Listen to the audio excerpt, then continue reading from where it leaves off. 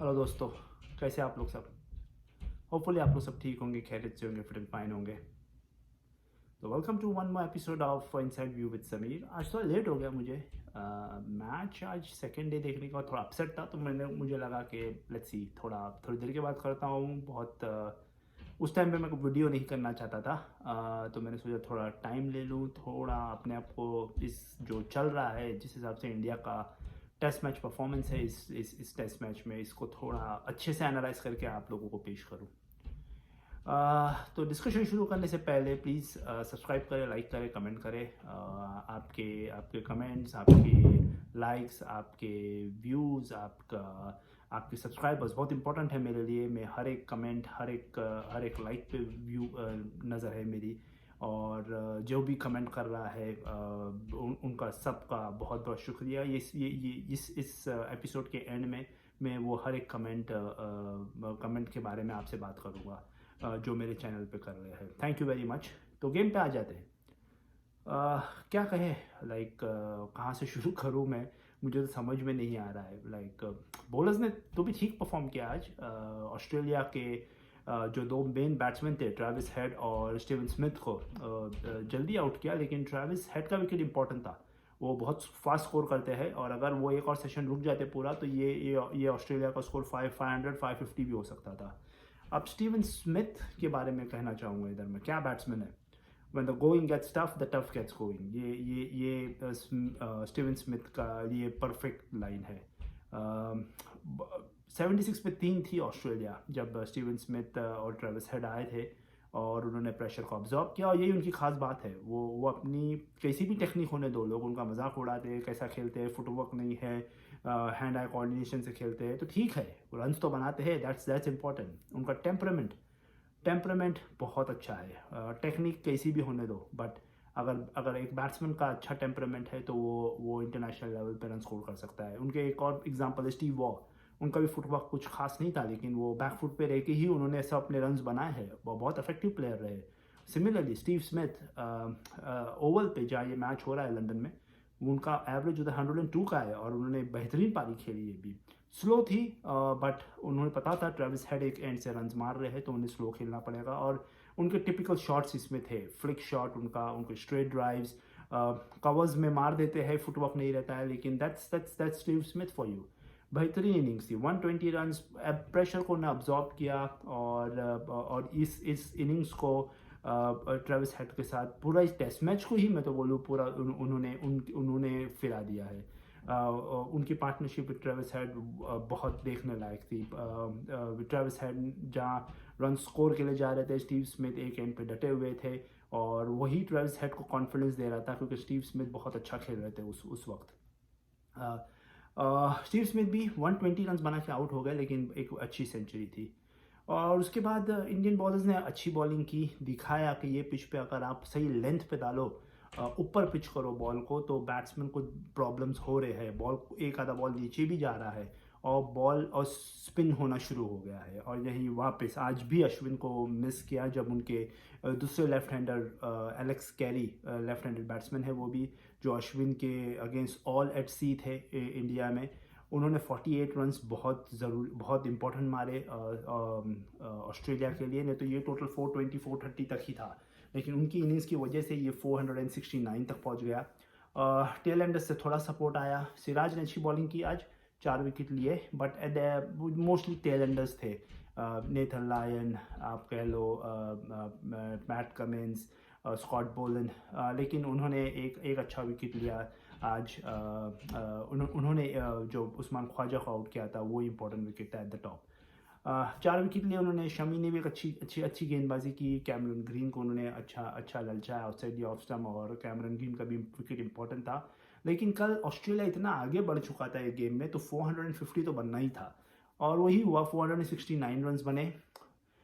एक उम्मीद थी मुझे कि ये एक ये टिपिकल इंग्लैंड पिच नहीं लग रहा था। बॉल सनशाइन हो रहा था, बैटिंग के लिए बेहतरीन कंडीशन से थे। ऑड बॉल राइज हो रहा था एक स्पॉट से, या नीचे रह रहा था, बट वो ऑड बॉल था, वो कंटिन्यूस नहीं था। वो एक आधा बॉल ऐसा हो जाता था, लेकिन बॉल बैट पे बेहतरीन आ रहा था। बॉल मूव नहीं हो रहा था, कोई लैटरल मूवमेंट नहीं था। हाँ, सीम मूवमेंट था, बॉल अंदर बाहर हो रहा था थोड़ा बहुत, बट लैटरल मूवमेंट जो इंडियन बैट्समैन को हमेशा से दिक्कत आती है, जहाँ वो स्विंग को काउंटर नहीं कर पाते हैं, वो ऐसी कुछ बात ही नहीं थी है पिच में। बट क्या हुआ, अच्छी स्टार्ट के बाद रोहित शर्मा क्रीज में फंस गए, मैं तो बोलूँगा। ना वो आगे थे ना पीछे थे। यहाँ प्लानिंग आती है। आप देखेंगे तो पहले ही ओवर से रोहित शर्मा को शॉर्ट बॉल पे अटैक किया गया। मिचेल स्टार्क ने, पैट कमिंस ने शॉर्ट बॉल डालते रहे, उन्हें पीछे लेते जाते। दे इंश्योर कि वो रोहित शर्मा बैकफुट पे ही रहे, और एक ऊपर बॉल उन्हें पिच किया, बॉल अंदर आया और रोहित शर्मा ना फॉरवर्ड थे ना बैक थे और एलबीडब्ल्यू हो गए। ये टेक्निक थी। ये आपको समझ जाना चाहिए था कि ये प्लान चल रहा है। इतने शॉर्ट बॉल्स डाल रहे हैं तो एक आधा बॉल तो ऊपर आएगा और वो इन स्विंगर ही रहेगा, ये सोचना चाहिए था। लेकिन रोहित शर्मा उस चीज़ को भाप नहीं सके। Brilliant captaincy by Pat Cummins, brilliant planning थी ये। शुभमन गिल, अब ये टेक्निकल फॉल्ट था दूसरा, कि आप अगर बॉल को वेल लेफ्ट कर रहे हो तो आप ऑफ स्टंप को कवर करते हो। ऑफ स्टंप को आप कवर करते हो, आपका जो राइट लेग है उससे आप थोड़ा सी शफल होके मेक श्योर करते हो कि अगर लास्ट मोमेंट पे आपको बॉल वेल लेफ्ट करना हो तो आप ऑफ स्टंप को कवर कर लो। लेकिन उनका आप देखेंगे तो राइट लेग हिलता ही नहीं है। वो लेग स्टंप के बाहर का गार्ड लेते हैं और वहीं से खेलने की ट्राई करते हैं, क्योंकि वहीं से उनके ऑफ साइड तो शॉट बहुत बेहतरीन खेलते हैं। लेकिन जब बॉल निप बैक होगा, जैसे मानस लबुशेन का हुआ था, उन्हीं का, शुभमन गिल का भी ये प्रॉब्लम है। ये उन्हें सॉर्ट आउट करना होगा। ये इंटरनेशनल लेवल पे नहीं तो वो पकड़े जाएंगे। चेतेश्वर पुजारा ने भी सेम जिस हिसाब से शुभमन गिल आउट हुए उसका एक्शन रिप्ले बताया। शुभमन गिल का मैं समझ सकता हूँ, थोड़ा इनएक्सपीरियंस है इंटरनेशनल लेवल पे, लेकिन चेतेश्वर पुजारा उन्होंने क्या किया, वो इतना एक्सपीरियंस है, ये उनका 4th टूर है इंग्लैंड का, और उन्होंने लास्ट टाइम भी वर्ल्ड टेस्ट चैंपियनशिप खेल चुके हैं, काउंटी क्रिकेट खेलते हैं। लेकिन क्या वेल लेफ्ट किया उन्होंने कैमरन ग्रीन के बॉल को, अगेन ऑफ स्टंप को कवर ही नहीं किया उन्होंने। और उसमें अगर आप वेल लेफ्ट कर रहे हो तो बहुत रिस्क रहता है कि बॉल अगर निप बैक हुआ तो आपको ऑफ स्टंप लेके जाएगा, और दोनों के साथ वही हुआ। विराट कोहली, आउटस्टैंडिंग डिलीवरी थी वो मैं कहता हूँ कि 90% ऑफ द बैट्समैन होते तो वो आउट हो जाते। एक मिचेल स्टार्क का एक शार्प आउट स्विंगर था वो, जो एक स्पॉट पे बॉल राइज हुआ, और विराट कोहली की बदकिस्मती कि वो उनकी लाइन में बॉल राइज हुआ और वो एज दे बैठे स्लिप्स में। स्टीवन स्मिथ ने बहुत बेहतरीन कैच पकड़ा। मैं डिफेंड नहीं करूँगा विराट कोहली को यहाँ। अगर आप ऑस्ट्रेलिया के अगेंस्ट खेल रहे हो, अगर मिचेल स्टार्क के अगेंस्ट खेल रहे हो, तो वह एंगल को आपको समझना है। बट ये बहुत अच्छी बॉल थी। 90% ऑफ द बैट्समैन आउट होते थे उसके ऊपर। वो उसके अगेंस्ट कोई कंप्लेंट्स नहीं है मेरी।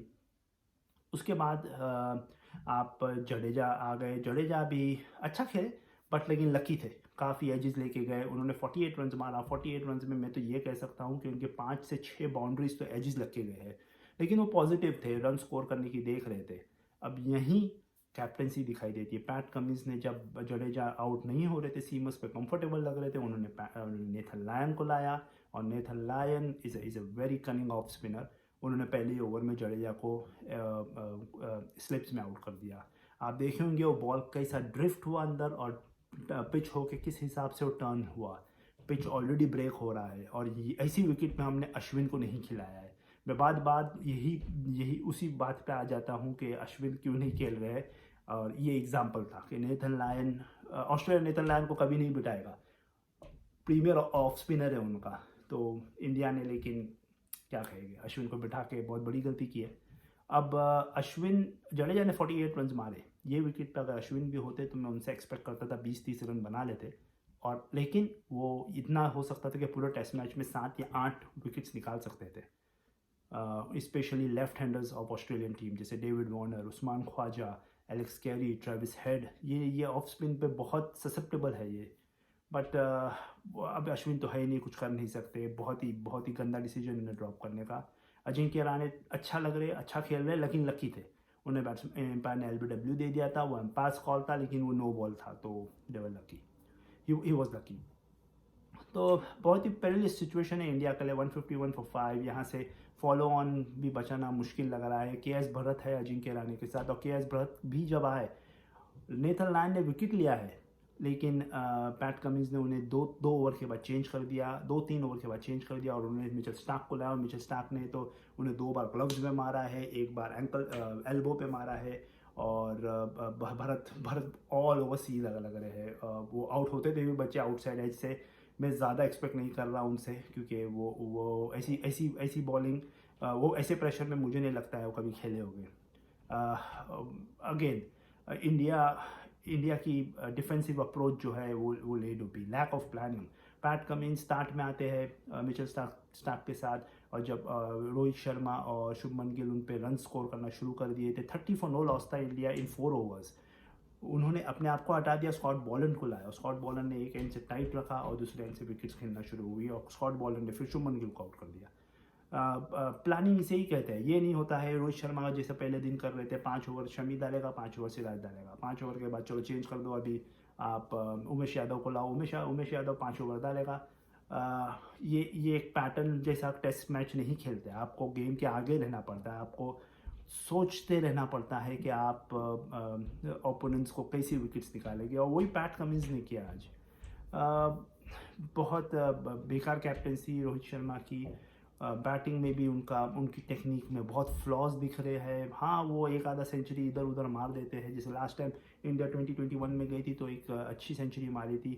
इंडिया में भी टर्निंग ट्रैक्स पर अच्छी सेंचुरीज मारे हैं उन्होंने, लेकिन मैं देख रहा हूँ लास्ट 1 साल से उनकी कैप्टेंसी उनकी बैटिंग पे भी अफेक्ट कर रही है।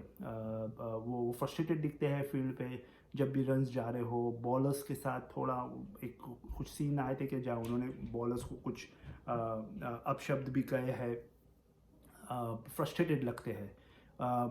और सबसे इम्पोर्टेंट बात जो विराट कोहली में थी एज अ कैप्टन, वो टीम को लिफ्ट नहीं कर पाते हैं। जब टीम डाउन एंड आउट है तब वही क्वालिटी होती है कैप्टन की कि टीम को लिफ्ट करे और लड़ाए, बट वो दिख नहीं रहा है। ना तो वो फील्ड में बॉलर्स से दिखा, ना आज बैट्समैन से दिखा। मुझे कल ज़्यादा उम्मीद नहीं है इंडिया से।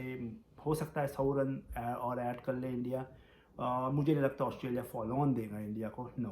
वो चांस नहीं लेंगे, वो फिर आएंगे, बैटिंग करेंगे, 250 रन और स्कोर करने की ट्राई करेंगे और इंडिया को अराउंड अबाउट 500 या 450 रन देंगे लास्ट इनिंग में चेस करने के लिए। और with Nathan Lyon in the squad, जिस हिसाब से बॉल टर्न हो रहा है, ये तो नामुमकिन काम है। ये अब आ जाते हैं ये क्यों हो रहा है। लाइक मैंने इस पे भी सोचा हूँ। एक तो टायर्डनेस दिख ही रही है बॉलर्स की IPL खेलने के बाद, दूसरी लैक ऑफ प्रिपरेशन। आप कितना टाइम दे रहे हो, आप इतना इंपॉर्टेंट टेस्ट मैच खेलने वाले हो, 2 महीना आप IPL खेलते हो और उसके बाद इधर आ रहे हो डायरेक्टली, और कोई मैच प्रैक्टिस नहीं है, ऑप्शनल प्रैक्टिस सेशंस होते हैं और बैट्समैन वो ग्रूव में नहीं आ पाएंगे जो T20 का है। हो सकता था आज विराट कोहली के जो बॉल था, हो सकता था अगर वो टेस्ट मैच मोड में होते, प्रैक्टिस करे होते वो सब बॉल्स की, तो हो सकता था वो छोड़ देते वो बॉल को। लेकिन वो ट्रिगर मूवमेंट होता है T20 में खेलने से कि आप हर बॉल पे फ्रंट फुट पे आके डोमिनेट करना चाहते हो, तो वो ट्रिगर मूवमेंट आसानी से नहीं जाता। वो आपको प्रैक्टिस करते रहना पड़ता है। टेस्ट मैच क्रिकेट खेलना पड़ता है, उसके लिए प्रैक्टिस मैचेस खेलना पड़ते हैं, लेकिन प्रैक्टिस मैचेस तो इनके लिए स्केड्यूल ही नहीं थी। IPL के 9 दिन के बाद तो ये टेस्ट मैच शुरू हो गया।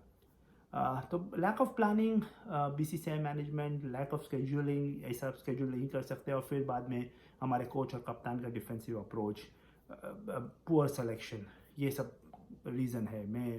मैं इसके बारे में बाद में डिस्कस करूँगा टेस्ट मैच एंड हो जाए, क्योंकि मैं तो नहीं देख रहा इंडिया आप सबसे बुरी बात मुझे ये लग रही है कि इंडिया इतने बड़े मैच में जीतना तो दूर की बात है, compete करते भी नहीं दिख रहा है। वो मुझे सबसे ज़्यादा परेशान हो रहे, पर उससे मुझे काफ़ी हर्ट हो रहा है। होता है टेस्ट मैच में हार जीत होती है, बट आप इतने बड़े टेस्ट मैच में अगर आप compete भी नहीं कर पाओ और आपकी बैटिंग लाइनअप जो 2 साल से कंसिस्टेंट परफॉर्मेंस नहीं दे रही है, वो फिर से फ्लॉप हो जाती है इतने बड़े मैच में, तो ये बहुत बड़ा कंसर्न है। तो आज के लिए इतना ही दोस्तों। होपफुली आपको मेरे एनालिसिस पसंद आ रहे होंगे। फिर रिक्वेस्ट करता हूँ सब्सक्राइब करें और comments, Syed Tahir, thank you, आपके कमेंट्स बहुत मुझे मोटिवेट कर रहे हैं। उनका एक कमेंट था कि गुड बाय, उनका एक कमेंट आया था, गुड एनालिसिस समीर भाई, keep it up, I find a lot of potential in your cricket analysis and I like to support you. Thank you Syed Tahir. एक SK करके मेरे सब्सक्राइबर है, उनका एक कमेंट आया था, excellent review, keep it up. एक एमीज़ वर्ल्ड है जिनका खुद का एक चैनल भी है एमीज़ वर्ल्ड करके, वो भी आप सब्सक्राइब करें। उन्होंने कहा है again, very good analysis, keep it up. तो थैंक यू, आप लोगों के कमेंट से काफ़ी मोटिवेशन मिल रहा है। तो मैं कल मिलता हूँ दोस्तों, अभी डे 3 पे, और होपफुली आपको कल एक कुछ तो पॉजिटिव दूंगा इंडियन साइड से, जो मुझे लग नहीं रहा है पॉसिबल है, but hope for the best for tomorrow. तो आप मुझे इजाज़त दें, कनाडा में इधर रात हुई है, और गुड नाइट मेरी तरफ से, और आप लोग अपना ध्यान दीजिए। मैं आपसे कल मिलता हूँ, तब तक के लिए अलविदा।